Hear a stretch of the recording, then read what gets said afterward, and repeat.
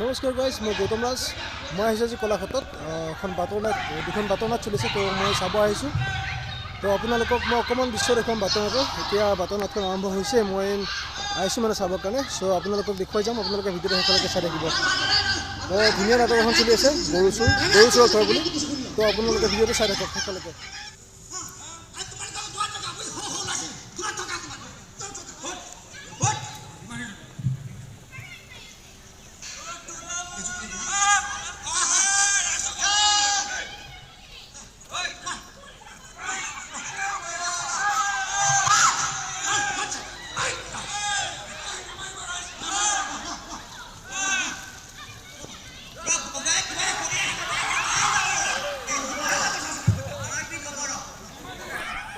চন্দা চন্দা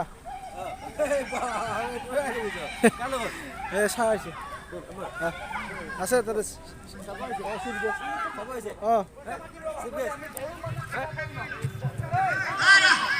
আমি দেখি আছো তাত গৰু চৰ ঘৰ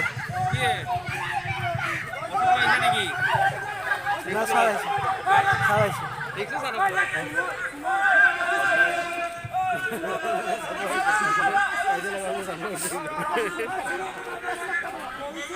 কাজিয়া লগাবলৈ চাব আহিছে এই চাব আহিছে কাজিয়া লগাবলৈ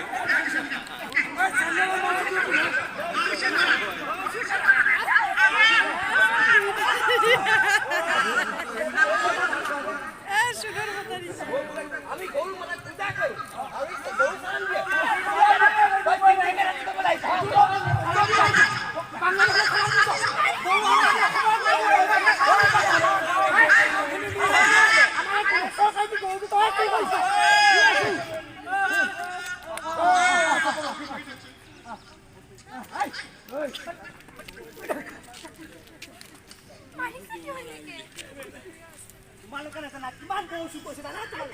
এয়া আমি দেখুৱাই আছোঁ, এতিয়া মানে মই দেখুৱাই আছোঁ, চাই থাককচোন।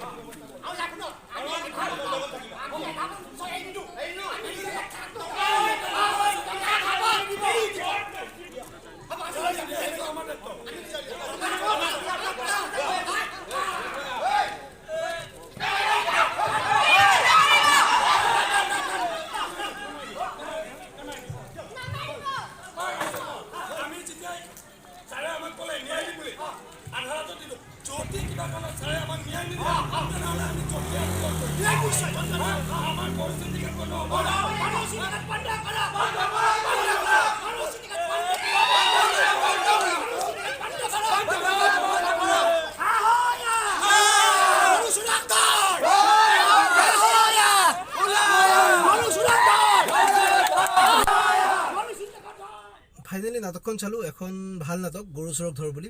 তেখেতসকলৰ অভিনয় বহুত ভাল, খুবেই ভাল হৈছে।